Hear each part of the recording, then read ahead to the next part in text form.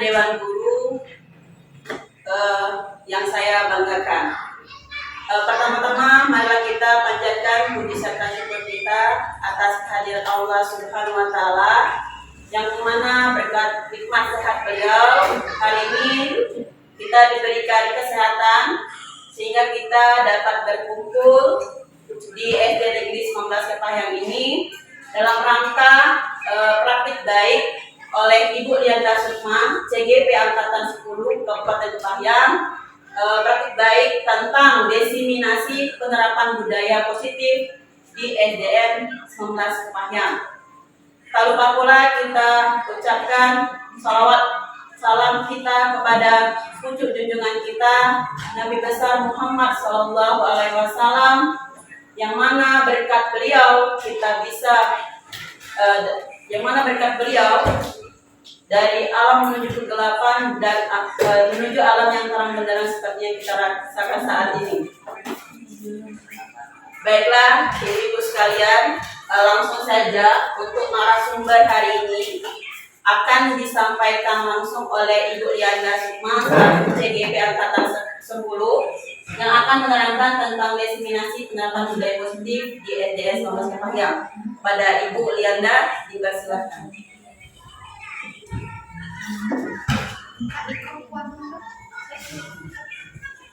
Bismillahirrahmanirrahim. Sebelumnya terima kasih kepada moderator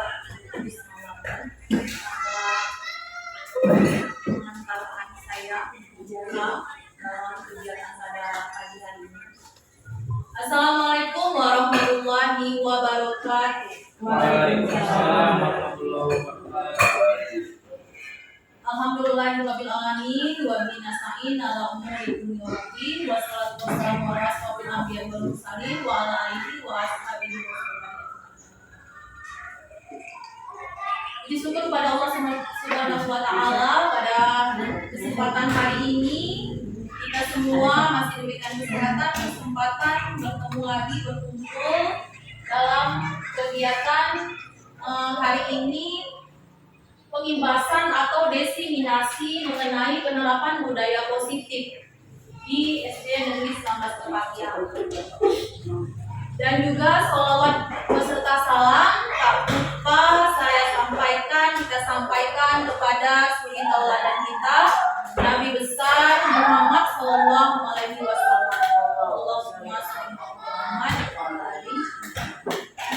Yang saya hormati Ibu Kepala Sekolah SD Negeri 19 Kepahyang, serta juga teman-teman perjuangan yang saya banggakan, Dewan Guru SD Negeri 19 Kepahyang.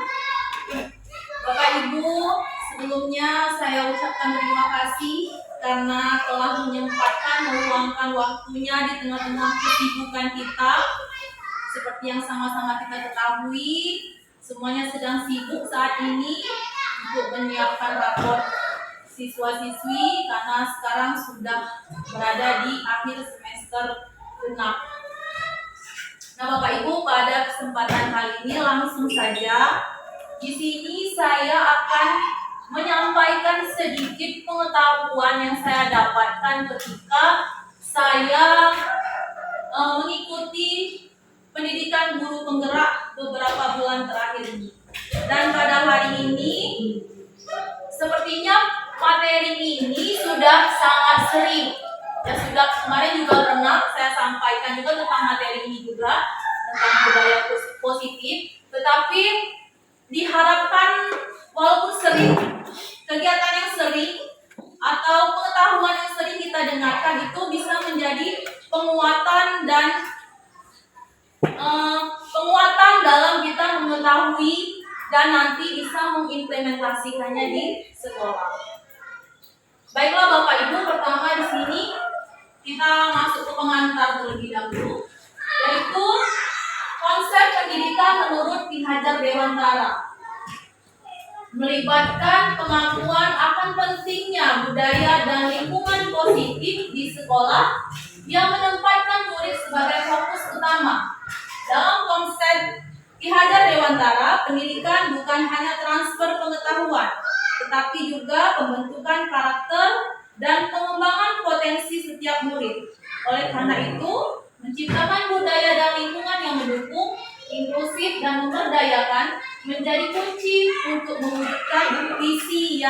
pendidikan. Jadi di sini yang perlu kita gak ambil benang merahnya yaitu lingkungan yang positif. Lingkungan yang positif bisa membentuk budaya yang positif sehingga kita dapat mewujudkan visi sekolah yang kita inginkan. Selanjutnya kita masuk ke budaya positif. Budaya positif, pengertian budaya sekolah, yaitu kebiasaan-kebiasaan yang berkembang di lingkungan sekolah. Nah, di sini Bapak Ibu, di sini dijelaskan bahwa budaya sekolah yaitu kebiasaan-kebiasaan yang berkembang di lingkungan sekolah. Jadi, kalau bicara tentang budaya positif, sebenarnya di sekolah kita sudah banyak sekali nilai-nilai atau budaya sekolah yang sudah kita terapkan. Seperti pagi-pagi senyum, salam, sapa anak-anak pada kita, terus cara mereka bertemu dengan guru, itu sudah ada kebiasaan-kebiasaan baik yang sudah terbentuk di sekolah kita. Ya, misalnya juga kegiatan hari Jumat seperti kegiatan kutum, kegiatan sholat duha, itu sebenarnya juga merupakan salah satu nilai-nilai positif yang sudah kita budayakan di sekolah kita. Selanjutnya, nah ini untuk konsep inti budaya positif, di sini agar budaya positif ini terbentuk, semestinya lah kita harus mengetahui dulu keenam prinsip ini. Yang pertama, perubahan paradigma positif. Yang kedua, disiplin positif. Lalu nilai-nilai kebajikan. Lalu kebutuhan dasar manusia. Motivasi perilaku manusia. Posisi kontrol guru. Keyakinan kelas. Dan segitiga restitusi. Nah, prinsip yang pertama, pembelajaran dengan paradigma baru. Seperti yang Bapak Ibu sama-sama kita ketahui, bahwa saat ini kita sudah menjalankan masuk tahun ketiga, yaitu program sekolah penggerak. Alhamdulillah ya, sekolah kita terpilih menjadi salah satu sekolah penggerak. Tentunya sekolah penggerak ini sudah sangat banyak mendapatkan pengetahuan mengenai kurikulum merdeka, lalu pemahaman filosofi Ki Hajar Dewantara, dan di sini kembali saya kuatkan lagi, kembali kita ingatkan lagi tentang pembelajaran dengan paradigma baru. Saya sama-sama tahu bahwa ini bukan hal baru menurut Bapak Ibu di sini. Pembelajaran dengan paradigma baru merupakan pembelajaran yang dirancang berdasarkan prinsip pembelajaran berdiferensiasi. Sehingga peserta didik belajar sesuai kebutuhannya berdasarkan tahap perkembangan sosial sesuai teori psikologi modern untuk mewujudkan profil pelajar Pancasila. Ya, di sini dalam paradigma baru bahwa kita di sini sebagai guru adalah seorang penuntun. Ya, karena apa? Karena anak didik kita itu sudah memiliki kodratnya sendiri. Bagaimana kita menuntun anak kita untuk bisa mencapai kodrat alam dan kodrat zamannya sendiri. Jadi di sini pembelajaran berdiferensiasi yang digalak oleh pemerintah ini adalah suatu pembelajaran untuk mengakomodasikan kebutuhan murid. Ya, untuk hal ini sudah sama-sama kita ketahui ada 6 dimensi tentang profil pelajar Pancasila yang harus kita tanamkan kepada anak didik kita, yaitu yang pertama beriman bertakwa kepada Tuhan Yang Maha Esa dan berakhlak mulia, berkebinekaan global, bergotong royong, kreatif, beranalis dan mandiri. Nah, Bapak Ibu, di sini kita akan coba sama-sama berdiskusi tentang miskonsepsi tentang teori kontrol. Nah, di sini sering terjadi ilusi yang kita ilusi yang kita tanamkan di dalam diri kita mengenai anak-anak didik kita. Yang pertama, ilusi bahwa guru itu mengontrol murid. Lalu, kedua, ilusi bahwa kritik dan membuat rasa bersalah mampu menguatkan karakter. Yang ketiga, ilusi bahwa semua penguatan positif efektif dan bermanfaat.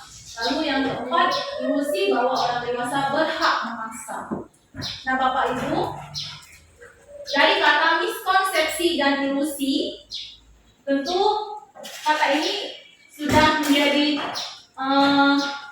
garis bawahnya ya, benang merahnya. Miskonsepsi berarti kesalahpahaman kita tentang teori kontrol. Ya, ilusi. Kira-kira apa itu ilusi, Bapak Ibu? Iya, ilusi itu seperti halusinasi ya Bu. Ya, bayangan sesuatu yang tidak nyata. Ya, seperti itu. Sesuatu yang tidak nyata. Nah, selama ini kita berilusi bahwa guru itu bisa mengontrol murid. Benar tidak Bapak Ibu? Selama ini sering kan kita yang mengontrol. Anak harus A, harus B, harus C. Itu kan? Tidak ada misalnya kita diskusi atau kita sharing dengan anak. Pokoknya kita tahu yang terbaik untuk anak A, anak B, C. Itu biasanya. Nah, biasanya hal ini hanya memberikan efek jangka pendek. Kenapa jangka pendek? Biasanya ketika anak harus A, saat dikontrol oleh kita, anak akan mengikuti. Tetapi di luar dari kontrol kita, mereka akan kembali ke perilaku yang tadi dilakukan. Lalu yang kedua, ilusi bahwa kritik dan membuat rasa bersalah mampu menguatkan karakter. Nah, ini juga sebenarnya kritik, kalau sekarang sebenarnya kritik itu ada dua. Ada yang kritik itu katanya tidak bagus, tapi ada juga kritik itu yang memang benar membangun. Lalu ilusi bahwa semua penguatan positif efektif dan bermanfaat. Nah, selama ini kita sering melakukan penguatan positif kepada anak. Tentu sebagai guru kita sering menyampaikan hal-hal yang positif, menyampaikan hal-hal yang baik kepada peserta didik. Namun di sini juga dikatakan ilusi. Kenapa dikatakan ilusi? Karena di sini penguatan positif tanpa adanya kita interaksi, diskusi dan sharing kepada anak itu bisa juga menimbulkan efek jangka pendek. Lalu ilusi bahwa orang dewasa berhak memaksa. Nah, ini juga bukan hanya sebagai seorang guru, biasanya kita di rumah juga seperti itu dengan anak-anak kita di rumah. Sebagai orang dewasa, kita berilusi bahwa kita lebih bagus, kita lebih pintar, kita lebih berpengalaman, dan kita berhak memaksa mereka.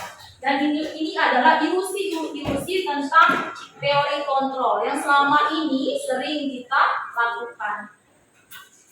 Nah, di sini ada mengubah paradigma stimulus respon ke pendekatan teori kontrol. Stimulus respon tentang dunia, realitas kebutuhan kita sama. Teori kontrol dunia, realitas kebutuhan kita berbeda. Semua orang melihat hal yang sama. Lalu dalam teori kontrolnya, setiap orang memiliki gambaran berbeda. Kemudian kita mencoba mengubah orang agar berpandangan sama dengan kita. Dalam teori kontrol, kita berusaha memahami pandangan orang lain tentang dunia. Stimulus respon perilaku buruk terlihat sebagai suatu kesalahan. Dalam teori kontrol, semua perilaku memiliki tujuan. Dalam stimulus respon, orang lain bisa mengontrol saya. Dalam teori kontrol, hanya Anda yang bisa mengontrol diri Anda. Dalam stimulus respon, saya bisa mengontrol orang lain. Teori kontrol, Anda tidak bisa mengontrol orang lain. Stimulus respon, pemaksaan ada pada saat rujukan gagal, sedangkan teori kontrol, kolaborasi dan konsensus menciptakan pilihan-pilihan baru. Lalu stimulus respon, model berpikir benar atau kalah. Kalau tadi program model berpikir menang. Nah, Bapak Ibu, di sini ada pengertian tentang disiplin positif. Nah, disiplin berasal dari kata disiplina yang artinya belajar. Disiplin mengacu pada disiplin diri yang memiliki tanggung jawab terhadap apa yang dilakukan berdasarkan nilai-nilai yang diyakini. Disiplin positif merupakan salah satu penerapan disiplin yang bertujuan untuk menumbuhkan kesadaran serta memperdayakan peserta didik tanpa imbalan, penghargaan atau reward, ancaman atau hukuman. Jadi di sini ada perbedaan Bapak Ibu, disiplin dan disiplin positif. Lalu sebagai pendidik, tujuan kita adalah menciptakan peserta didik yang memiliki disiplin diri sehingga berperilaku mengacu kepada nilai-nilai kebajikan universal dan memiliki motivasi intrinsik dalam perubahan perilaku ke arah yang lebih baik. Nah, tujuan disiplin positif pertama menstimulasi konsep disiplin diri pada murid untuk merdeka belajar. Yang kedua, pemahaman konsep budaya dan lingkungan positif yang mendorong tumbuh kembang murid. Saya izin dulu Bapak Ibu. Lanjut ke nilai-nilai kebajikan. Nilai-nilai yang disepakati bersama, lepas dari suku bangsa, agama, bahasa, maupun latar belakang. Nah, di sini ada 3 sumber tentang nilai-nilai kebajikan yang diadaptasi dari institusi atau organisasi. Ada Profil Pelajar Pancasila, IBO, Primary Years Program, PYP, 9 Pilar Karakter Indonesia, dan masih ada beberapa organisasi lagi sebenarnya tentang nilai-nilai kebajikan ini. Sama ya sebenarnya di sini di Profil Pelajar Pancasila sama-sama kita ketahui ada 6 dimensi. Lalu di Memori IBO Primary juga di sini ada tentang integritas, rasa hormat, toleransi, empati, etika kuat. Itu juga di 9 pilar karakter. Kita lanjut. Nah, selanjutnya setelah kita pahami apa itu paradigma baru, kemudian selanjutnya kita juga mesti memahami kebutuhan dasar manusia. Nah, kebutuhan manusia adalah segala sesuatu yang dibutuhkan oleh manusia untuk mempertahankan keseimbangan kondisi fisiologis dan psikologis yang bertujuan untuk mempertahankan kehidupan dan kesehatan. Ada 5 kebutuhan dasar manusia. Kebutuhan dasar yang pertama yaitu bertahan hidup. Sebagai manusia, kebutuhan dasar kita yang pertama yaitu bertahan hidup. Yang kedua, kasih sayang dan terima kasih. Yang ketiga, penguasaan. Yang keempat, kebebasan. Dan yang kelima, kesenangan. Jadi 5 hal ini adalah kebutuhan dasar yang mestinya kita terpenuhi dalam diri kita sebagai seorang manusia. Kalau bertahan hidup, ini bisa makanan, pakaian, tempat tinggal, keamanan, dan kesehatan. Begitu kasih sayang dan rasa diterima, ya. Lalu penguasaan, bagaimana kita ingin dianggap. Kebebasan yaitu bagaimana kita memiliki pilihan dan mencoba hal baru. Kesenangan, bagaimana kita bermain, humor, antusiasme dan tertawa. Selain 5 kebutuhan dasar manusia yang mesti kita ketahui, kita juga mesti mengetahui motivasi perilaku manusia. Ada 3 motivasi perilaku manusia, yaitu yang pertama untuk menghindari ketidaknyamanan atau hukuman. Yang kedua untuk mendapatkan imbalan atau penghargaan dari orang lain. Yang ketiga untuk menjadi orang yang mereka inginkan dan menghargai diri sendiri dengan nilai-nilai yang mereka percaya. Nah, Bapak Ibu, di sini ada 3 motivasi perilaku manusia yang juga kita sadari bersama di dalam diri kita, mungkin ada juga seperti ini. Di sini motivasi ini ada yang motivasi dari dalam dan juga ada yang motivasi dari luar. Kira-kira yang motivasi dari luar yang mana ya Bapak Ibu? Luar ibarat. Iya. Yang motivasi dari luar?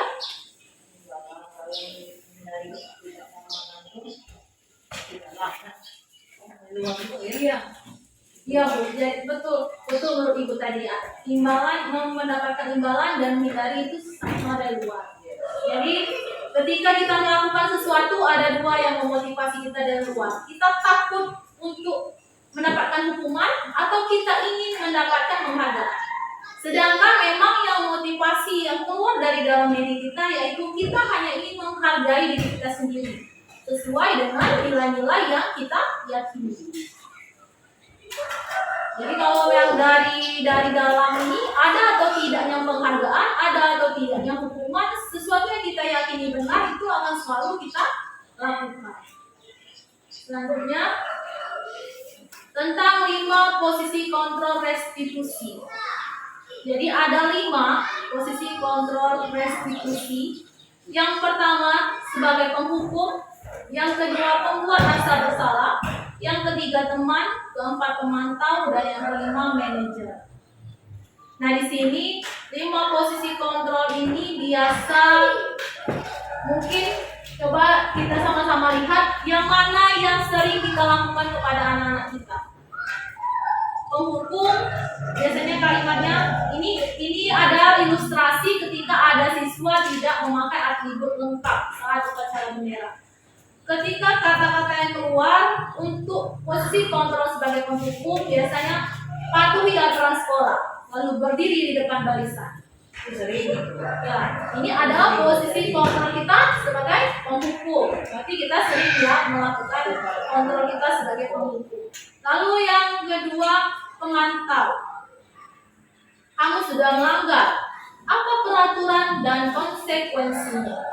Jadi kita bertanya lagi kepada anak. Apa peraturan dan apa konsekuensinya? Lalu kalau sebagai teman, kalimat yang mungkin keluar adalah, ayo yang tertib, buat guru bangga. Kali ini tidak apa-apa kamu salah.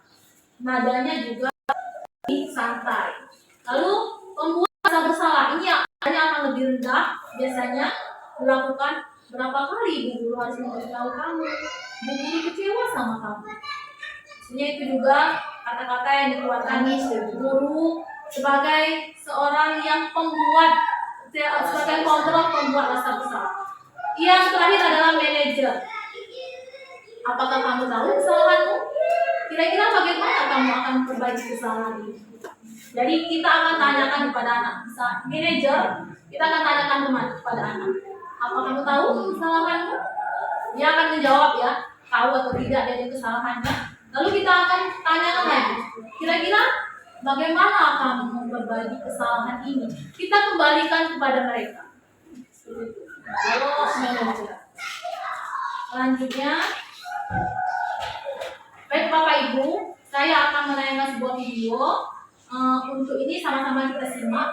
Kira-kira selama ini kita sudah berada di posisi kontrol yang mana? Sama-sama.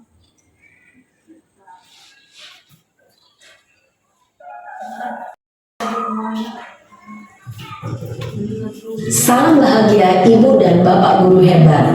Dalam penerapan disiplin positif restitusi, salah satu program yang dikembangkan adalah 5 posisi kontrol. 5 posisi kontrol dalam restitusi adalah proses perjalanan seorang pendidik agar dapat mengenali dirinya. Pada video kali ini, kita akan membahas tentang 5 posisi kontrol yang dikembangkan oleh Dayan dosen dan contoh penerapannya.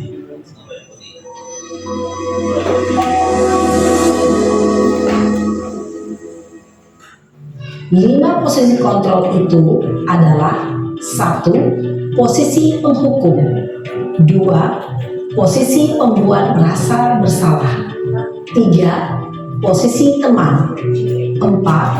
Posisi pemantau atau monitor, dan 5. Posisi manajer. Untuk lebih memahami kelima posisi tersebut, mari kita saksikan kasus Naren yang terlambat hadir 20 menit di sekolah. dan melihat bagaimana kelima posisi kontrol dalam menghadapi masalah tersebut.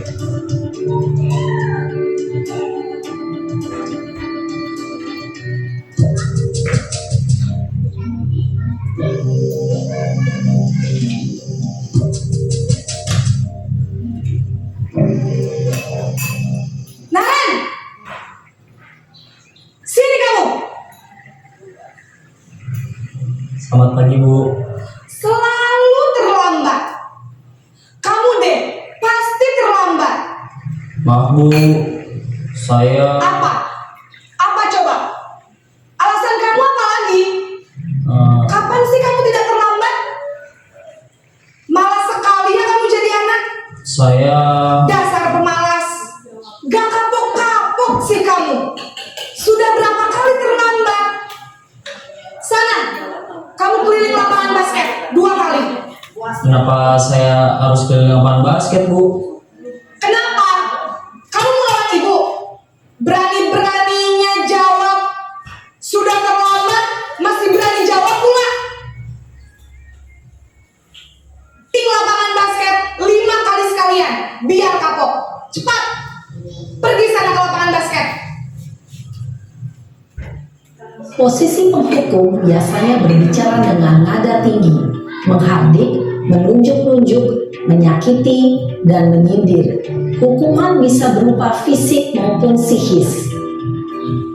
Ibu dan bapak guru hebat. Dampak yang terjadi pada murid ketika guru berada pada posisi penghukum adalah murid cenderung akan memberontak, bahkan menyimpan dendam.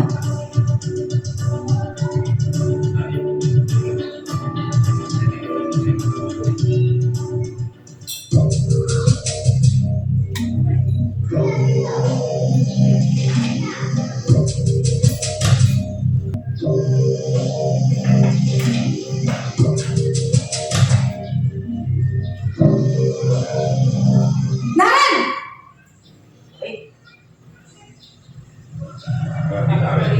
Selamat pagi, Bu.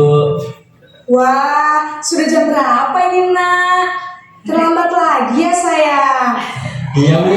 Habis ibu saya lupa saya, Bu. Kamu malah menyalahkan ibu kamu. Kamu bukan anak yang larinya paling kencang. Kok terlambat sih? Iya, Bu. Saya memang terlambat bangun tadi. Jadi biarpun saya lari kencang, tetap gak kekejar, Bu. Ya sudah sana, nanti lain kali larinya lebih kencang lagi ya. Biar gak terlambat lagi. Bikin seneng ibu, demi ibu. Bisa kan? Bisa lah, Bu. Ya sudah sana masuk kelas. Ibu beresin urusan absen kamu. Kamu ini ada-ada saja.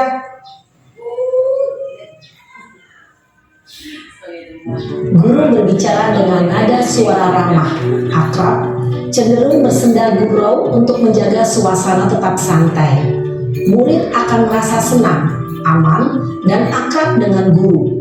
Identitas yang tercipta adalah identitas sukses atau berhasil. Namun, perlu diingat, karena ini masih dorongan eksternal, maka ada faktor ketergantungan dari murid kepada orang tertentu.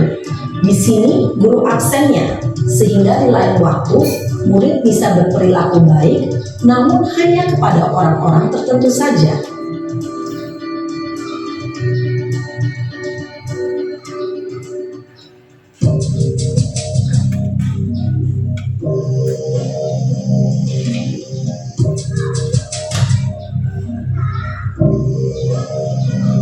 Naren,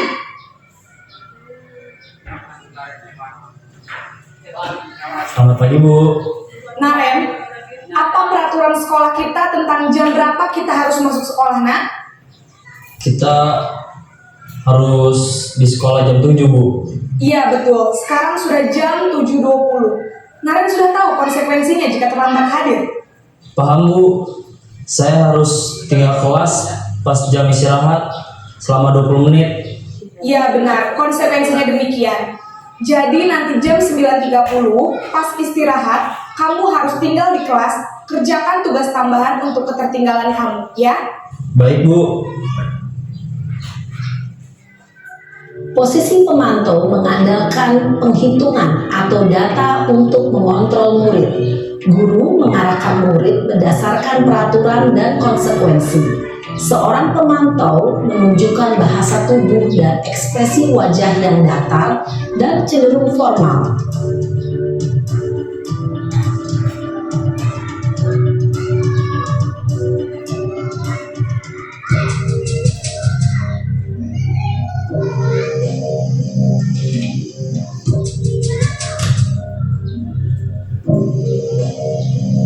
Naren,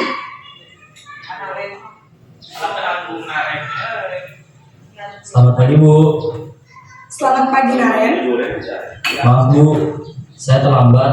Iya, sekolah masuknya jam 7, sekarang sudah jam 7.20. Jadi sekarang bagaimana ini Naren? Maaf Bu, saya lupa setel alarm saya semalam. Baiklah, menurut kamu, keyakinan sekolah yang mana yang perlu kamu tingkatkan? Menghargai diri sendiri dan orang lain mungkin ya Bu. Setuju. Jadi, apakah Naren meyakini prinsip saling menghormati tersebut? Iya Bu, saya meyakininya. Apakah Naren bersedia memperbaiki masalah keterlambatan ini? Bersedia Bu. Bagaimana kamu akan perbaiki masalah keterlambatan ini? Saya akan coba untuk tidak lupa menyetel alarm saya Bu. Baik, kalau Naren lupa menyetel alarm di rumah, ada orang yang kira-kira bisa bantu mengingatkan tidak? Ada Bu, kakak saya, Kak Emma. Ada lagi selain Kak Emma? Selain Kak Emma, ada ibu saya. Baik, jadi yang mengingatkan Naren adalah Kak Emma dan ibu kamu ya? Kira-kira akan mulai setel alarm kapan nih Naren? Setelah pulang sekolah, akan segera saya lakukan. Baik, jadi Naren akan setel alarm untuk bangun besok pagi dan akan diingatkan oleh kakak dan ibunda Naren ya. Ada lagi yang mungkin perlu dilakukan Naren agar tidak terlambat bangun lagi. Tidak ada Bu.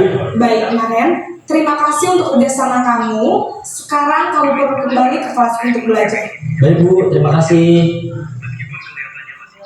Posisi manajer adalah posisi kontrol yang disarankan untuk membimbing murid memiliki sikap disiplin yang positif, yaitu murid yang mandiri, bertanggung jawab, dan dapat memecahkan masalah. Tujuan dari posisi ini adalah agar murid dapat berefleksi atas tindakannya. Guru akan dengan tulus memberikan pertanyaan-pertanyaan bermakna, sehingga membuat murid dapat belajar dari kesalahannya dan mencari sebuah solusi untuk menyelesaikannya. Ibu dan Bapak guru hebat, setelah mengamati adegan kelima posisi kontrol tadi, kira-kira posisi mana yang paling ideal? Posisi mana yang dapat menunjang motivasi intrinsik murid? Ya, tentu posisi manajer. Posisi ini memang posisi ideal yang ingin dituju setiap pendidik.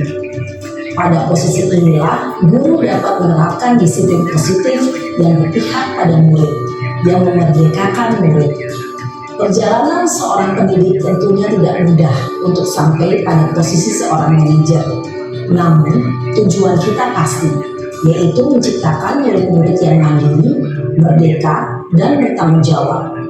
Semoga penggambaran 5 posisi kontrol yang telah diperlihatkan ini dapat menjadi ajang refleksi bagi kita semua, agar dapat terus mengasah dan menerapkan disiplin positif yang memerdekakan murid. Mari terus berlatih dan bersemangat. Selamat menerapkan. Salam dan bahagia, Ibu dan Bapak guru hebat. Oke Bapak Ibu, tadi sama-sama sudah kita saksikan bagaimana penayangan video dari 5 kasus adegan yang berbeda tentang bagaimana seorang guru memposisikan dirinya menjadi 5 posisi kontrol. Nah dari penayangan ini tadi Bapak Ibu, kira-kira selama ini kita sebagai bahan refleksi kita sebagai guru selama ini pada hari ini biasanya sering kita melakukan posisi kontrol yang sebagai apa? Kira-kira Bapak Ibu? Ya, sebagai penghukum. Ya. Lalu sebagai apa lagi Bapak Ibu? Membuat rasa bersalah kah? Ya, bisa Sebagai salah. ya, sebagai teman kah? Atau sebagai pemantau? Semuanya ini ya. Iya, semuanya. Nah, di sini kira-kira dari kelima posisi kontrol ini tadi, posisi yang mana yang kira-kira paling ideal menurut Bapak Ibu?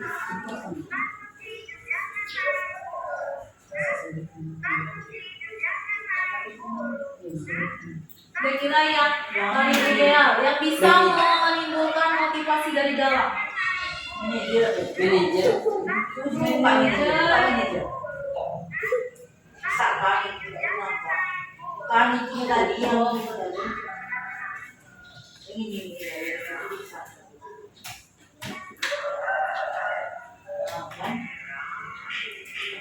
Itu yang ideal itu kalau menurut ibu itu manajer. Iya, namanya tanggung jawab. Di situ dia harus tahu kesalahannya. Jadi tidak hanya menyalahkan kan, tidak hanya membuat dia merasa salah, tapi dia tahu atas kesalahannya. Dan dia ada kemauan untuk memperbaiki gitu. Ya, ya. Betul yang Ibu Kepala Sekolah tadi sampaikan. Di sini bagaimana anak itu tahu kesalahan dan dia juga bertanggung jawab bagaimana cara memperbaiki diri dari kesalahan dulu. Nah, Bapak Ibu, biasanya kita memang sering, kita sebagai penghukum, kita juga sering sebagai teman, berbuat rasa bersalah. Nah, hal-hal ini, posisi kontrol ini adalah posisi kontrol yang sebenarnya membuat identitas, ya apalagi yang membuat rasa bersalah dan menghukum. Ini membuat identitas gagal pada anak. Kalau penghukum biasanya anak-anak akan menjadi merasa gagal, ya, merasa dia tidak berguna seperti itu. Lalu kalau merasa bersalah biasanya anak akan menjadi rendah diri, merasa dirinya tidak bermanfaat untuk orang lain, ya. Ternyata ini membuat efek pada anak didik kita. Lalu yang akan dan mau sama-sama kita terapkan idealnya adalah posisi sebagai manajer. Bagaimana di sini kita mengajak anak kita itu untuk tahu kesalahannya dan mereka tahu bagaimana untuk menyikapi dan bertanggung jawab untuk memperbaiki kesalahan tersebut. Nah, Bapak Ibu, di sini ada konsep disiplin dengan identitas gagal. Yang pertama hukuman, yang kedua penghargaan. Kenapa hukuman? Hukuman ini bisa menyakitkan, tidak nyaman, membuat murid takut, memaksa murid menyembunyikan kesalahan, dan murid menjadi rendah diri. Lalu bagaimana dengan penghargaan? Kenapa dikatakan identitas gagal? Tidak efektif, merusak hubungan atau sifat iri, mematikan kreativitas, menghukum dengan sistem ranking, merampas hak menghargai diri.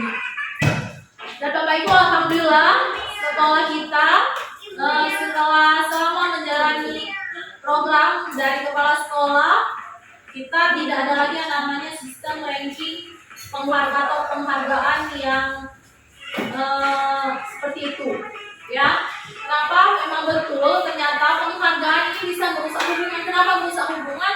Karena mereka akan bersaing mungkin di antara mereka secara tidak sehat. Ya, bagaimana mereka berambisi untuk bisa mendapatkan keinginan, lalu bisa membuat mencelakakan temannya atau melakukan suatu kesalahan, suatu perbuatan buruk pada temannya untuk mencapai tujuan yang dia inginkan. Oleh karena itu penghargaan ini tidak efektif.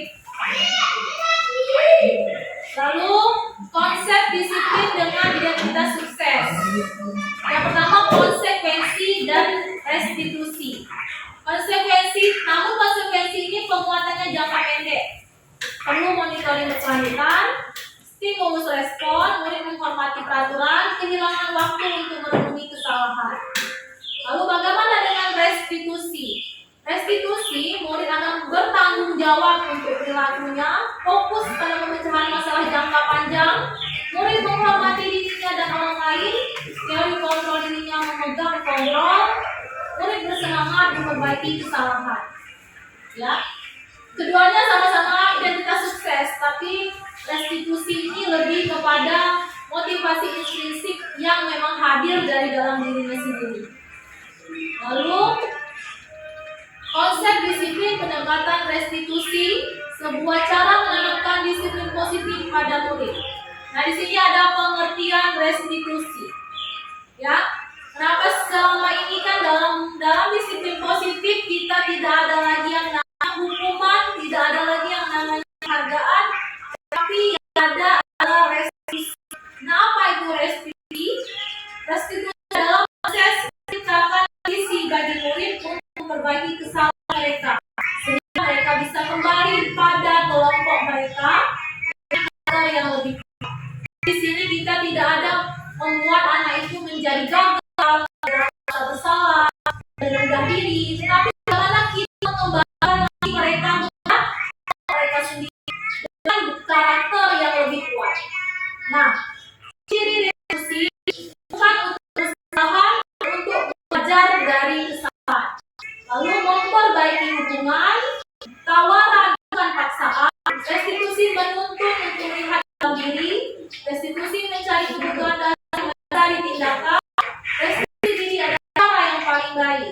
Restitusi fokus pada karakter bukan tindakan. Restitusi fokus pada solusi. Restitusi mengembalikan murid yang berbuat salah pada pokoknya. Bapak Ibu, untuk menerapkan restitusi ini, ya kita perlu melakukan yang namanya membuat keyakinan kelas. Nah, kenapa bukan peraturan kelas? Kenapa harus keyakinan kelas? Nah, Bapak Ibu, di sini ada beberapa ilustrasi. Jika kita memiliki peraturan harus menggunakan helm, mengendarai kendaraan roda 2, mengapa kita peraturan 3M menggunakan masker, mencuci tangan, jaga jarak 1,5 meter? Mengapa kita memiliki peraturan dan tepat waktu pada saat mengikuti pelatihan? Untuk mendukung motivasi intrinsik, kembali nilai-nilai keyakinan yang lebih menggerakkan seseorang dibandingkan mengikuti rangkaian peraturan. Jadi kenapa tidak akan keyakinan? Karena untuk keyakinan akan menggerakkan motivasi intrinsik dari dalam diri seseorang. Bagaimana kegerakan membuat keyakinan kelas? Ibu, di sini guru bersama siswa membuat keyakinan kelas. Yang pertama, di kelas kita berdiskusi tentang peraturan. Lalu kita lanjutkan kepada merumuskan peraturan keyakinan kelas. Lalu baru kita menempel keyakinan kelas yang sama-sama kita sepakat antara kita dan murid kita. Tentu dalam kelas kita punya peraturan-peraturan ya Bapak Ibu. Bagaimana pembentukan keyakinan kelas? Keyakinan kelas itu lebih abstrak dari peraturan. Pernyataan universal dibuat dalam bentuk positif, sedikit saja agar mudah diingat, sesuai dengan kondisi kelas dan sekolah agar mudah diterapkan. Semua warga kelas atau sekolah dilibatkan saat membuat. Nah, Bapak Ibu, di sini ada perbedaan di mana itu peraturan apa itu. Mana kalimat yang merupakan peraturan, mana kalimat yang merupakan keyakinan kelas. Nah, setelah di sini misalnya sebuah peraturan kita di kelas, selalu kembalikan buku ke tempatnya. Itu adalah peraturan. Lalu keyakinan kelas yang bisa kita ambil adalah itu nilai tanggung jawab. Lalu dilarang mengganggu orang lain, itu nilai keyakinannya menghormati orang lain. Peraturan hadir di sekolah 15 menit sebelum pembelajaran dimulai. Keyakinannya adalah nilai menghormati orang lain dan berkomitmen. Lalu dilarang melakukan kekerasan. Maka keyakinan kelas yang timbul adalah keselamatan dan menghormati orang lain. Peraturan dilarang menggunakan narkoba. Maka keyakinan kelas yang dapat kita ambil yaitu tentang kesehatan. perhatian atau menunggu giliran itu adalah memiliki nilai menghormati orang lain dan bersabar. Lalu peraturan gunakan masker itu menjadi keyakinan kesehatan dan keselamatan. Jangan berlari di kelas atau koridor, itu adalah nilai keselamatan dan keamanan. Jadi Bapak Ibu, di kelas mungkin sering ya kita membuat sebuah peraturan dilarang mengganggu orang lain, maka kita akan membuat nilainya. Mengganggu itu nilai apa yang harus kita ambil? Mengganggu orang lain itu yang menghormati, artinya nilai menghormati yang harus kita ambil. Lalu ini adalah konsep segitiga restitusi. Ini segitiga restitusi. Bagaimana kita menyelesaikan masalah dengan menggunakan segitiga restitusi? Yang pertama, ketika ada murid kita yang melakukan sebuah kesalahan, pertama kita harus menstabilkan identitas terlebih dahulu. Yaitu kita semua akan melakukan hal yang terbaik yang bisa kita lakukan. Kita stabilkan dulu, menstabilkan identitas. Lalu yang kedua, baru kita validasi tindakan yang salah. Setelah validasi, kita lakukan menanyakan keyakinan. Keyakinan ini dari keyakinan kelas yang telah kita buat. Nah Bapak Ibu, menstabilkan identitas berdasarkan prinsip membuat kesalahan adalah bagian dari proses pembelajaran. Jadi anak-anak itu membuat kesalahan itu bukan karena mereka yang harus kita pahami. Anak-anak membuat kesalahan bukan karena mereka ingin, bukan karena suatu hal yang benar-benar salah, tetapi kesalahan ini menjadikan itu adalah sebuah proses pembelajaran. Misalnya kita akan berkata berbuat salah itu wajar, itu salah satu kalimat. Atau tidak ada manusia yang sempurna, atau Bapak Ibu juga pernah melakukan itu. Atau ibu bapak tidak mau mencari siapa yang salah tapi mencari solusi. Kamu berhak merasa begitu. Artinya tidak ada lagi ungkapan kita yang mengatakan memang kamu yang salah atau selalu saja berbuat salah. Hal itu tidak semestinya kita ucapkan kepada anak. Tetapi bagaimana kesalahan anak itu adalah proses mereka belajar. Kita harus mengetahui kesalahan mereka itu adalah proses mereka belajar. Sehingga ketika mereka bersalah, kita stabilkan dulu identitas mereka dengan mengatakan hal-hal yang bisa mereka terima. Ya, jadi berbuat salah itu wajar, misalnya. Ya, tidak ada manusia yang sempurna. Jadi mereka tidak merasa down atau drop terlebih dahulu terhadap kesalahannya. Lalu validasi tindakan yang salah. Setelah kita stabilkan, baru kita biasanya kalau anak itu kita sudah itu hal wajarnya, tidak ada manusia itu yang sempurna. Biasanya mereka akan mudah untuk mengeluarkan permasalahan yang ada pada diri mereka. Lalu baru kita lakukan validasi tindakan yang salah. Yaitu berdasarkan prinsip perilaku berupaya memenuhi suatu kebutuhan tertentu. Ya, biasanya kalimat yang kita keluarkan itu kamu pasti mempunyai alasan mengapa melakukan hal itu. Lalu padahal kamu bisa melakukan lebih dari ini ya. Misalnya kan, dia ada anak yang mencontek, misalnya seperti itu. Lalu yang dicontek ini marah, misalnya marah-marah. Lalu kita akan menyelesaikannya. Kenapa tadi? Ya, itu itu hal wajar. Ibu juga pernah seperti itu. Itu adalah kalimat-kalimat untuk menstabilkan. Lalu baru kita validasi tindakan yang salah. Nak, seharusnya kamu bisa melakukan hal lebih dari itu, tapi kamu tidak melakukan. Misalnya dia bisa mengumpul temannya, tapi dia hanya ngomel. Ya, jadi di sini kita validasi tindakan dia yang salah. Lalu setelah validasi tindakannya yang salah, baru kita menanyakan keyakinan. Ya, kita tanyakan keyakinan kelas yang telah kita bangun. Yaitu tadi kenapa keyakinan kelas itu tidak perlu banyak, tapi benar-benar keyakinan kelas itu dia sedikit dan benar-benar mencakup semua kebutuhan kelas dan bisa diingat oleh seluruh murid kita. Nah, kita akan bertanya setelah itu, setelah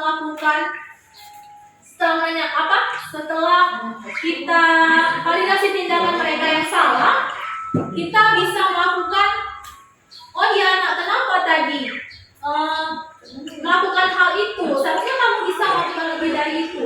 Lalu apa keyakinan kelas kita? Nah, kita tanyakan lagi kepada anak kita. Ya misalnya tadi ya, dia marah-marah karena temannya mencopet atau ada mengganggu temannya, kita akan tanyakan, kenapa tadi melakukan hal itu? Lalu kamu pasti mempunyai alasan mengapa melakukan hal itu. Lalu kita tanyakan keyakinan, apa keyakinan kelas kita? Mereka akan ingat, oh iya Bu, saling menghormati, ya, atau saling menghargai. Jadi kita akan tanyakan lagi, keyakinan kelas mana yang harus kamu tunjukkan? Mari kita ingat lagi keyakinan kelas kita. Keyakinan kelas mana yang harus kamu kuatkan? Mereka akan menjawab sesuai dengan kesalahan mereka. Mereka akan mengingat keyakinan kelas. Oh iya Bu, saling menghormati. Oh iya Bu, menjaga kebersihan. Nah di sini setelah menanyakan keyakinan ini, biasanya kita akan kembalikan lagi kepada anak. Setelah dia misalnya membuang sampah, itu apa kira-kira kelas menjaga? Oh ya Bu, menjaga kebersihan. Lalu kira-kira Nak, apa yang bisa kamu lakukan untuk memperbaiki kesalahan kamu? Itu akan kita lemparkan kepada anak untuk menawarkan restitusi kepada anak.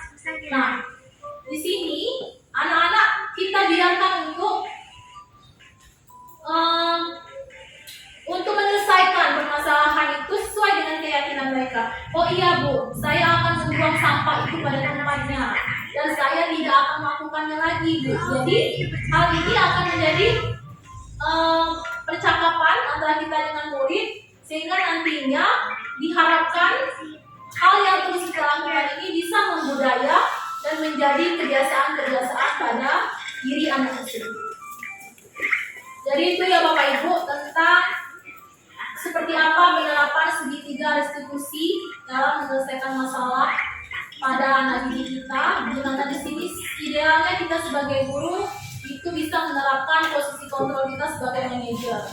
Karena di sini kita membentuk karakter itu memang tidak mudah,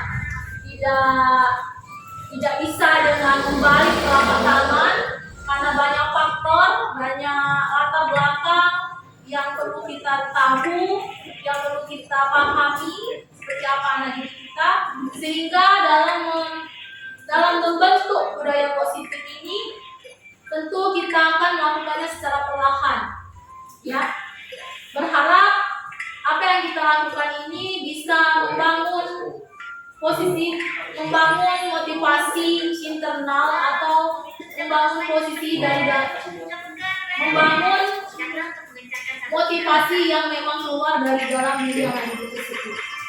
Baiklah Bapak Ibu, itu saja penyampaian saya pada pagi hari ini mengenai budaya positif. Bagaimana kita menciptakan lingkungan positif sehingga akan terwujud budaya positif yang kita harapkan dan mewujudkan sekolah yang aman, sekolah yang nyaman, sehingga bisa menjadi tempat belajar bagi peserta didik kita dengan menerapkan pembelajaran yang berpihak kepada peserta didik. Ya Bapak Ibu, itu saja yang dapat saya sampaikan. Oh iya Bapak Ibu, di sini sebelumnya boleh jika ada teman-teman yang ingin bertanya, saya berikan kesempatan sama-sama kita sharing, diskusi. Kira-kira kalau nanti ada yang bisa untuk menjawab atau ada yang bisa memberi masukan, sama-sama kita diskusi dan sharing. Silakan Bapak Ibu, jika ada yang ingin bertanya dari pembahasan pada siang hari ini mengenai budaya positif. Tanya, dalam. Nah, untuk Delita. Ya, Assalamualaikum warahmatullahi Moderator.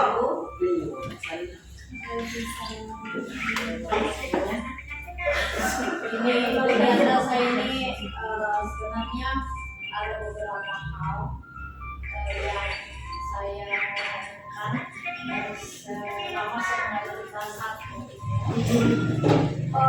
Mengenai keyakinan kelas mungkin saya tidak secara rinci. Cuman yang saya terapkan itu adalah mengenai anak itu harus menyadari tentang kebersihan intinya gitu kan. Masalah buang sampah pada tempatnya, kemudian bertanggung jawab atas tugas piketnya misalnya. Nah itu saya lihat yang itu sudah lumayan anak tuh memahami bahwa dia itu hari itu ada tanggung jawabnya. Kemudian melihat sampah misalnya ini sih buang sampah, itu kan berarti sudah ada kemajuan bagi anak itu.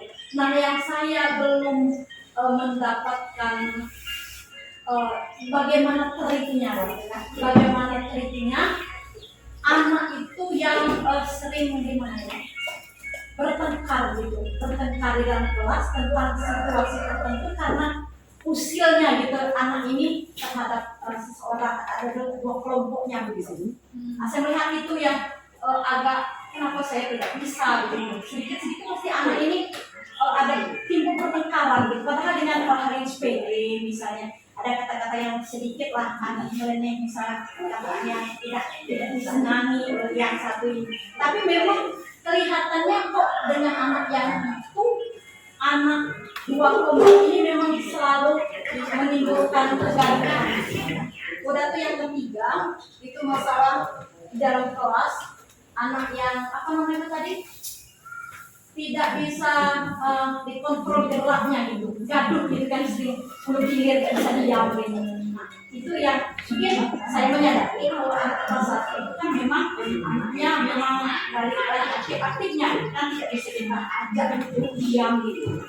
Nah cuma maksud saya itu kadang berulang kali cara saya menegur anak itu kok belum ada perubahan, anak misalnya seperti contoh di kelas saya itu ada satu yang udah saya lihat dari masuk dulu memang anak itu memang aktif interaktif tapi dia dulu dengan si Oleh itu yang masih bertengkar berdua itu sejuang kelas yang di dalam kelas itu yang seperti yang aja saya melihat awal-awalnya tapi pas di semester 2 terlihat bahwa dia itu memang memusuhi sepertinya temannya dengan Oleh yang perempuan. Jadi saya tapi si Gibran itu berubah oleh sekarang tidak lagi apa bertengkar dengan Oleh. Yang dua ini memang baru gitu kan padahal simpatinya tidak kelihatan. Rasa yang saya sering unik kenapa kamu sampai tidak suka dengan kaki. Kalau saya buat siapa teman yang paling kaki suka, ya dia menjawab itu satu tadi. Oleh bukan tidak senang, kenapa kamu tidak senang sama Oleh? Kan? Padahal Oleh kan orangnya suka bantu, suka membantu, dia kan mau usilnya, oh ya jadi tengok kamu di posisi, yang salah saya negor seperti itu, kan memposisikan antara itu tidak menyalahkan yang satu, tapi dua-duanya saya salahkan. Bagaimana menurut Ibu Riana dengan ibu yang lain? Apa saya itu memang salah gitu kan? Apa kata-kata saya itu memang tidak masuk di hati anak itu sebetulnya supaya dia berubah? Nah, itu tuh masalahnya. 3 tuh kalau masalah misalnya anak mencontek, saya tidak menconteknya, tidak apa-apa mencontek mak, tapi nanti kamu ajari teman kamu ini yang mencontek ini. Nanti juga lama-lama dia bisa. Ibu tuh sebenarnya menginginkan di kelas ini cuma bukan kamu aja yang pintar, tapi kita di kelas ini semuanya harus pintar. Tidak masalah kalian itu, tapi masalah kegaduhan maksud saya di dalam kelas tadi yang pertama tadi yang anak apa yang tadi kita yang dia anak buat gaduh bergilir ya itu ya. Terus yang kedua yang tadi masalah apa boleh dikatakan anak mau apa tidak suka dengan teman yang satu. Yang satu lagi satu tadi tidak terlalu tidak terlalu kalau sering biasanya kan Ibu Rita kita juga sering biasanya diskusi di kantor kan sering kita ini masalah perilaku atau apa yang terjadi dengan anak-anak kelas 1. Yang pertama, sama-sama kita tahu, tadi Ibu Rita juga sudah menyinggung bahwa anak kelas 1 ini ya namanya anak-anak yang masih dalam kategori fondasi awal iya, fondasi awal yang kecenderungan mereka itu memang lebih menyukai hal-hal yang menyenangkan seperti itu. Mereka lebih senang dengan hal-hal yang suatu hal yang membuat mereka bahagia, mereka senang seperti itu tadi. Kalau tadi yang anak-anak sering kilir, gaduh, tidak bisa diam. Nah, kalau dalam budaya positif tadi sebenarnya sudah saya singgung bahwa kita harus tahu anak-anak ini dia punya kebutuhan dasar yang mana. Tadi sudah saya singgung sebenarnya Ibu Rita, kenapa tadi kan ada berapa prinsip yang harus kita pahami dalam membentuk budaya positif. Kita ulang lagi,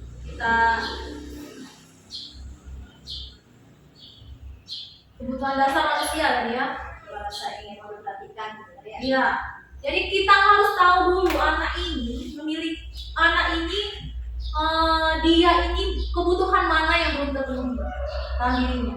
Tadi kan katanya tadi ada anak yang dia tadi apa Ibu Rita?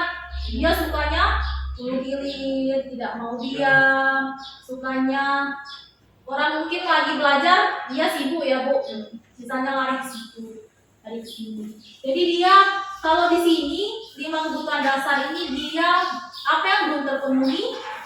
Mungkin dia mau memenuhi kebutuhan rasa kasih sayang. Ya, di sini mungkin yang belum terpenuhi dalam dirinya itu rasa dipedulikan. Jadi selama ini dia mungkin kurang dipedulikan, dia kurang bisa tidak mendapatkan kasih sayang yang bagus mungkin seperti itu. Jadi sama halnya menarik perhatian seperti itu. Atau juga kebutuhan yang kurang terpenuhi dalam diri anak itu adalah kesenangan. Ya, jadi anak itu dia inginnya bagaimana menciptakan sesuatu yang membuat dia bahagia. Itu sebenarnya dalam kita untuk memahami seperti apa anak didik kita, tentu sesuai teorinya pahami dulu apa sih kebutuhan yang belum terpenuhi dari diri anak ini. Ya, seperti misalnya dia ada yang dia ingin seperti aku saja Bu yang memimpin misalnya. Dia berarti punya kebutuhan ingin suatu kebutuhan dasar penguasaan dirinya. Dia ingin memimpin, dia ingin merasa dianggap seperti itu. Nah, untuk kasus yang tadi kalau menurut saya, kalau misalnya anak yang hulu kilir, sibuk bermain, tentu Ibu Rita saya yakin sudah menerapkan ya. Kira-kira selama 1 tahun ini sudah tahu karakter anak ini seperti ini, bagaimana orang tuanya, seperti apa cara dia biasanya dengan teman-temannya. Apakah di luar kelas tetap seperti itu, atau hanya di kelas, atau hanya di jam-jam pelajaran tertentu saja? Memang seperti itu. Ini siapa Chan ya Bu? Siapa? Yang ini kalau yang pertama itu ini yang kanan tuh berubah. Berubah. Nah, iya. Tapi sekarang berubah, tidak lagi itu. Jadi tidak lagi sekarang. Kita harus pahami bahwa anak itu kelas kita itu memiliki latar belakang yang berbeda-beda. Itulah makanya dari awal kan kita pas PRS ya, bukan ibu dan ibu Rita bertanya latar belakangnya di rumah, ya. Bukan ini yang PRS itu bukan bisa urut A, urut B, dan urut B tidak. Itu bertanya bagaimana kebiasaannya di rumah, bagaimana cara ini bermainnya, belajarnya, berapa keluarganya, itu faktor-faktor yang banyak mempengaruhi semua itu. Ya, nah, terus harus kita pahami bahwa anak itu berbeda. Ya, jadi kalau saya lihat Ibu Rita udah paham itu dari awal kan, tahu Kak Gibran seperti ini, Olik seperti ini, yang lainnya seperti ini, lah latar belakang keluarganya juga kita udah tahu karena dia tetangga-tetangga kita inilah kan. Nah, yang harus banyak belajar kalau menurut saya Ibu Rita itu adalah trik. Nah, strategi. Ya, bagaimana strategi kita bisa menguasai kelas itu. Yang anak yang ini harus kita tahu itu enak, itu dikit. Yang mana kalau anak kelas 1 sampai 30-an ya menghadapi anak yang berbeda-beda itu. Nah, itulah di kurikulum kita itu harus ini bukan hanya belajarin, ya itu harus belajar strategi. Cak Mano, ini ya, kita menangani anak yang seperti ini. Jadi guru ini bukan hanya kita harus pintar matematika, harus pintar ini yang lainnya, tapi trik kita untuk mengontrol anak ini Cak Mano. Kita udah tahu kok anak ini seperti ini, anak ini seperti ini. Mana trik? Nah, itu harus banyak belajar. Ya, harus banyak dan banyak media ajar memang. Cuma makanya kemarin dibeli bola itu sebenarnya untuk media ajar itu. Ya, terus penggunaan media ajar itu harus tahu juga. Ya, sebenarnya guru SD ini harus belajar yang kelas awal ya, harus belajar ke guru TK sebenarnya. TK itu sebenarnya lebih dasar lagi kan, tapi mereka bisa mengontrol anak itu tip. Nah, karena guru SD kok nggak tahu triknya. Iya, harus banyak belajar di kelas awal, itu harus banyak belajar ke guru TK. Kami sering ikut pelatihan-pelatihan tentang ini ya, kelas awal itu ya. Memang diomongnya guru SD memang belum tahu trik. Nah, mengapa sekarang kan ini ya guru TK bisa ngajar ke SD, ya kan? Karena di kelas awal cara mengajarnya harus bisa sama oleh guru TK. Tapi sama ini kan tidak seperti itu gitu kan? Anak SD langsung banyak tulis, langsung banyak hitung sama ini kan? Tapi sekarang tidak lagi seperti itu, haram hukumnya. Anak langsung disuruh kan, belajar ya calistung. Pertama kita kan kalau dulu kan prioritasnya ke calistung, sekarang tidak, bermain, anak senang. Kalau kulihat anak sudah senang, dengan Ibu Rita ya senang dia ini. Tapi Ibu Rita harus banyak belajar trik untuk bagaimana kita ini menguasai anak-anak ini yang berbeda-beda. Yang tahu pasti beda-beda kan, sama anak itu tertib kalau rasanya nggak dulu ya. Ya mungkin dia saya sadar itu sebenarnya memang tentang jelas media. Iya. Itu memang. Jadi kalau kita misalnya maaf misalnya kan dia mau begitu, kadang tuh anak mengerti begitu. Karena anak yang satu punya alat, pegang alat itu, maka yang tidak, maka dia berebut ngambil yang satu. Jadi jelas itu pertama kurang lebih. Itu yang pertama. Satu yang kedua ini memang dia fondasian ada memang ada yang di bidang-bidang tersebut saya kontrol memang ini. Seperti kemarin waktu ini seperti Ibu Rita kemarin ya. Itu sebenarnya pembelajarannya udah bagusnya gitu. Pelajaran Ibu Rita itu udah bagus tuh ya. Tetapi Ibu Rita belum siap waktu itu. Belum siap. Karena kalau sudah siap kemarin itu ketika udah dikasihkan kelompok satu anak tinggal eksekusi. Kemarin tuh ayo mulai gilir jadinya kayak ini kan. Mulai gilir ke kantor ini kami belum siap itu. Iya, nah itulah harus kita banyak belajar kan bagaimana mau persiapkan anak. Ya anak ibu udah bisa ini. Itu Ibu Rita deh kemarin dibantu akhirnya kayak kami kan. Nah ini akhirnya kan kayak itu kan. Tuh jadi salah satunya dukung Iya. kita boleh kita menerapkan tadi keyakinan kelas tadi. Tidak perlu banyak di dalam kelas itu. Misalnya yang saling kita tuliskan, ada anak yang sering ganggu, kita buat peraturannya kan tidak boleh mengganggu. Jadi kita pakai keyakinan kelas saling menghormati. nanya tuh seperti ini kalau kelas 1 beda kayak buat keyakinan kelas tinggi. Kalau kelas tinggi kan mereka diskusi. Nah kalau kelas rendah kita menyampaikan. Nah mereka terus diulang-ulang. Kalau kelas 1 Hanya 3 misalnya keyakinan kelas. Saling menghargai, menjaga kebersihan, saling menghormati. Nah 3 hal ini dulu yang kita masuk ke dalam keyakinan kelas dan kita sering dengan anak itu. Iya, yang ulang. oh iya nak keyakinan kelas kita apa? Terus oh iya saling menghormati, saling menghargai. Terus dijaga terus yang kamu tidak menunjukkan keyakinan yang mana yang tidak kamu tunjukkan. Mereka akan berpikir, saya ganggu teman, oh iya bu, saling menghormati, saya tidak menghormati teman, misalnya seperti itu. Terus nanti akan berkelanjutan seperti itu.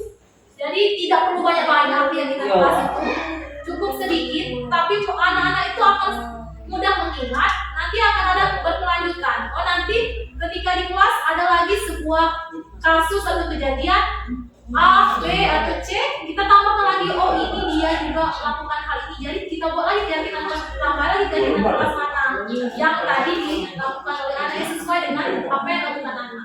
Jadi mengingat kembali, oh yang mereka harus menyadari di dalam diri, oh kita itu harus saling menghormati, kita itu harus saling menghargai, kita itu harus saling menjaga kebersihan. Misalnya, Terus kalau ibu ya nak kelas 1 tuh bisa keyakinan kelas tuh buat gambar. iya, Gambar itu. Nah, dia saling menghormati dengan kawan, misalnya dia jaga kebersihan. Ini yang buat gambar apa ini? Nah, ini jaga kebersihan, ini keyakinan ini.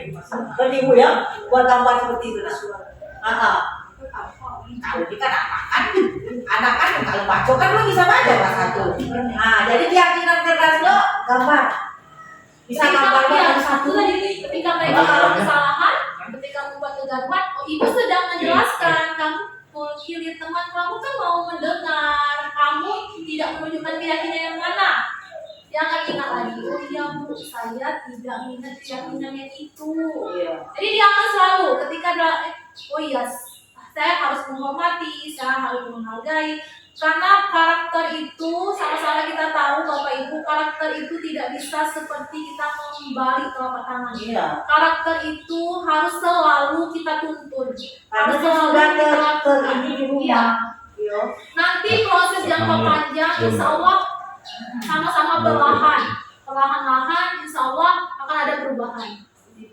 Jadi tidak bisa kita sudah sering, sudah sebulan ini atau sudah seminggu tidak. Karakter itu pembentukan tidak bisa seminggu, sebulan, 2 bulan. Bahkan karakter itu bisa dibentuk dalam jangka waktu bertahun-tahun.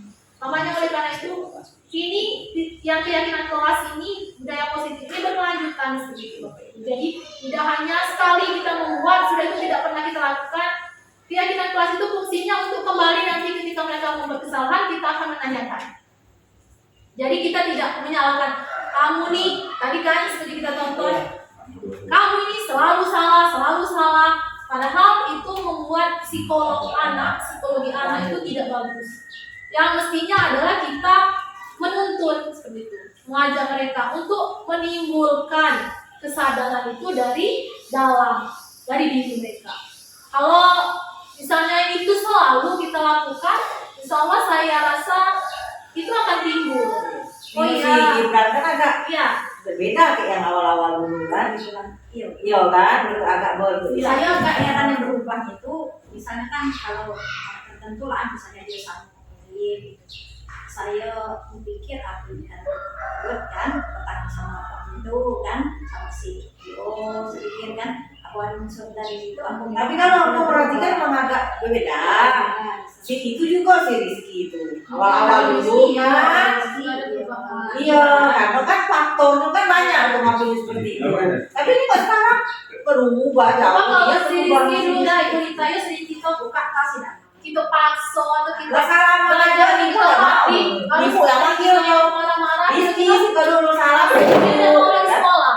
Ya kan, kalau seperti karakternya Rizky dulu kan, sering kita bisa hadir, kita berbuka dan Ya pasti lebih takut. pasti dia Dia kan sekolah lagi. tidak mau sekolah. Tidak akan mau sekolah Tapi lagi. ternyata sekarang timbul kesadaran, Iya. mulai rajin, mulai dia ini apa? Weekend dia mau 1 semester itu. Iya. Iya. Baru berubah 1 Iya. semester dia baru mau pikir. Akhirnya maknya nunggu di luar kan, ditunggunya dulu. Emang maknya ada balik duluan ya karena Rizky itu kan baliknya dulu ya kan. Nah, itu ibaratnya kan Berbeda. jauh beda. Iya, Kalau balik lagi, nah itu udah berhasil itu sebenarnya. kalau Rizky. Iya, pengalaman nilai itu. Kalau dia misalnya sampai, misalkan ada tuh juga di ruko, salam kan kalau ada kawannya pasti jadi itu. Iya. Coba kan selama ikut kita ini salah penanganan, tidak kena sekolah lagi. Iya kan? Sebenarnya itulah tadi, perlu juga kita sebagai guru ini punya psikolog yang sehat itu. Karena terkadang kan Bu, kadang di rumah mungkin kan, masalah pribadi atau apa kan, kadang kalau di rumah ya kadang anak marah, padahal kita mestinya harus buat diri kita sebagai manajer kan. Kalau sebagai manajer berarti kontrol diri kita kan. Kalau biasanya yang terjadi ini psikolog kita sebagai guru ini sudah kesal dan sudah marah, pas anak bersalah langsung aja marah. Dan itu terjadi juga kan. Bagaimana kita tuh mengontrol diri kita juga harus bisa sebagai seorang guru. Nah Bapak Ibu, itu tadi diskusi apa pertanyaan dari Ibu Rika. Mungkin ada yang lain Bapak Ibu yang mau kita bahas, yang mau kita diskusikan. Ini boleh. nanya yang masalah hukuman dan konsekuensi. Ya. Apakah itu bisa kita laksanakan yang gunanya untuk motivasi itu anak? Karena kalau menurut ilmu mereka itu tidak bisa digunakan lagi. Karena Ya. mereka melakukan sesuatu itu berdasarkan ini tadi. Kita juga hadiah, ya kan? Terus hadiah kan? Terus yang masa hukuman nanti takut dengan guru gitu kan? Nah itu tuh apakah masih bisa kita laksanakan atau memang tidak ada lagi? Seperti kita lomba pembersihan kelas, otomatis mereka membersihkan kelas itu ada ininya, nggak dapat juara tadi gitu lah. Jadi gimana? Itu bisa nggak kita masih kita lakukan? Kan selama ini kan ada konsekuensi. Anak misalnya terlambat, ini ya kan sering dulu kan kalau terlambat kalau tidak buat PR ada ujungnya kan. Nah itu apa masih bisa dilaksanakan atau memang kita harus hilangkan? Sebenarnya Bu, ini kan kalau suatu pembentukan karakter itu kan tidak serta-merta kita hilangkan kan Bu ya. Nah tadi kan masalahnya sebenarnya kalau pemberian konsekuensi tadi itu sudah masuk ke dalam motivasi identitas sukses sebenarnya. Konsekuensi ini seperti tadi kontrol pemantau dan kontrol manajer. Kedua kontrol ini sebenarnya identitasnya sukses. Namun konsekuensi ini dia jangka pendek. Sama-sama kita tahu ya Bu, kalau sering kita lakukan misalnya lomba kebersihan, setelah selesai lomba, kelasnya kembali kotor. Lama kok ibu bapak kan itu kan ilmu itu tidak ini. Dia masuk ke dalam identitas sukses, tapi jangka pendek. Kemandirian anak itu tidak terbentuk. Menanamkan kesadaran itu kebersihan itu susah lagi Nah, sekarang ini memang digalakkan kita sebagai guru itu idealnya harus sebagai manajer. Kalau menurut pribadi itu menurut pendapat saya pribadi. Untuk menerapkan itu kan tidak bisa serta-merta. Kalau menurut saya kalau memang konsekuensi itu untuk jangka pendek kita terapkan, sebagai manajer juga kita terapkan. Jadi dua-duanya juga kita terapkan karena mungkin secara untuk kita jalankan langsung sebagai manajer, bagaimana menanam kesadaran itu ini bukan waktu yang butuh waktu yang singkat gitu. Tapi kalau misalnya yang seperti penghukum itu sudah seharusnya dihilangkan. Penghukum sebagai teman, sebagai pembuat salah itu sudah mestinya dihilangkan. Karena kalau penghukum itu biasanya kalau konsekuensi itu kan kita itu kesalahan anak, konsekuensinya itu harus keterkaitan dengan kesalahan. Kalau penghukum itu hukuman itu tidak ada kaitan dengan kesalahan mereka. Itu yang terjadi sebenarnya. Jadi kalau menurut pribadi saya posisi sebagai pemantau itu bisa tetap kita terapkan, namun kita bareng juga sebagai manajer. Tidak seperti kita hilangkan langsung. Bisa juga sembari itu diterapkan sebagai manajernya juga di kelas kan kita secara dalam skala besarnya sekolah kita terapkan misalnya seperti itu kan Bu. Mungkin di kelas kan tadi ada keyakinan kelas. Jadi dewan guru di kelasnya masing-masing bisa menerapkan kesadaran itu pada muridnya di kelas masing-masing. Tentu kalau adanya penghargaan atau tidak penghargaan, kalau mereka sudah timbul dari diri, itu kan terus berlanjut. Seperti itu. Kalau pribadi saya itu ibu pernah baca itu pernah dosen di Australia kan yang pernah sekolah di Australia kan mereka itu izin. Sebenarnya tuh dia ngomong, orang saya itu ngomong mengapa di sini bersih bisa menertibkan mereka untuk ini buang sampah tidak sembarangan itu bukan waktu yang singkat.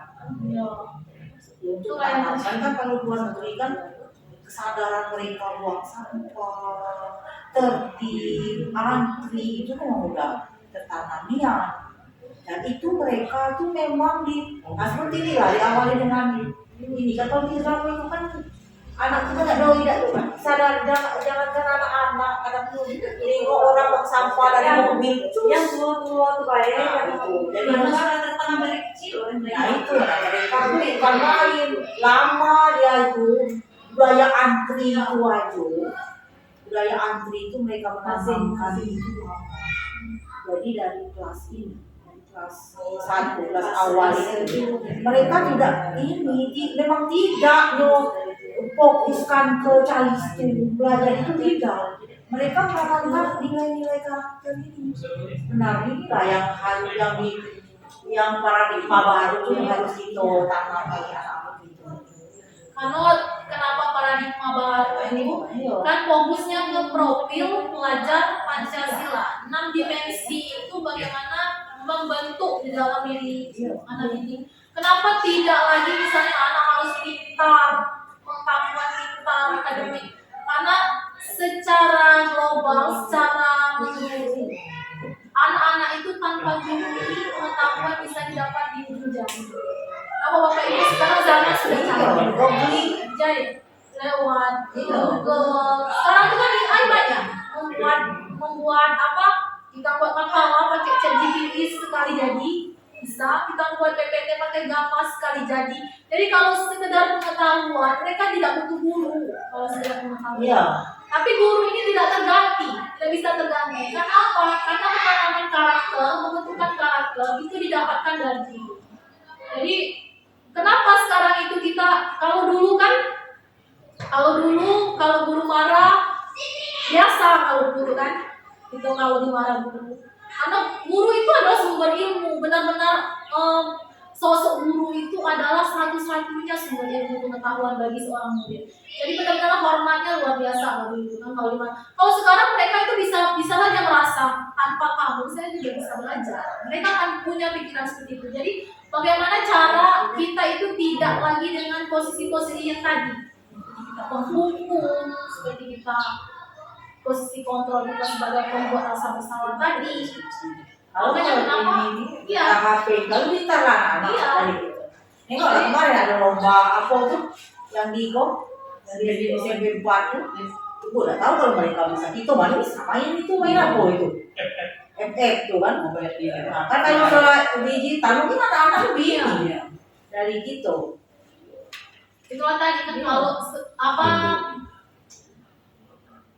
untuk ke depan itu katanya ada puluhan pekerjaan yang akan hilang gitu kan, ada kan? Itu ada katanya sampai puluhan. Bisa ke mesin kan? Iya, untuk zaman yang akan datang itu akan ada puluhan pekerjaan yang akan hilang. Namun posisi guru tidak bisa terganti. Karena itu kan tadi kan nilai karena kita punya peran itu tadi. Peran kita yang lebih besar itu adalah menanamkan karakter. Kalau cuma sekedar ilmu pengetahuan, itulah tadi anak-anak kita itu ujung jari mereka semuanya sudah tersedia. Mau buku di internet semuanya dapat. Tapi kalau nilai karakter perlu penanaman yang benar-benar harus selalu konsisten dan berkelanjutan. Seperti itu. Nah, baik Bapak Ibu. Bagaimana? Sudah cukup diskusi kita siang hari ini?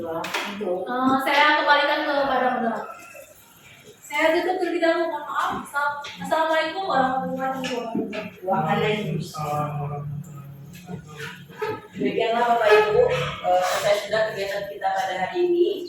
Semoga apa yang disampaikan oleh narasumber kita, Ibu Lianda, dapat bermanfaat dan ilmu baiknya dapat kita terapkan dalam pembelajaran yang akan datang. Baiklah, saya akhiri kegiatan kita pada hari ini. Wassalamualaikum warahmatullahi wabarakatuh. Waalaikumsalam. Itu lanjut ya. Lanjut sebentar. Yuk, sebentar. OSP kok. Hah? OSP. Ntar dulu.